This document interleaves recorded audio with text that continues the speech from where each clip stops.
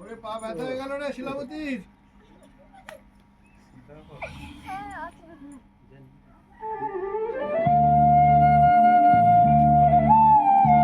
আজ জামবেদায় বিকেলবেলায় পড়াশোনা না, আজ শিশুদের শুধু আনন্দ আনন্দ আর আনন্দ। আজকে হবে নানান রকম খেলাধুলা, তার সাথে বাচ্চাদের নিজেদের নাচ গান। গ্রামে গ্রামে পড়াশোনার বাড়ি জামবেদা।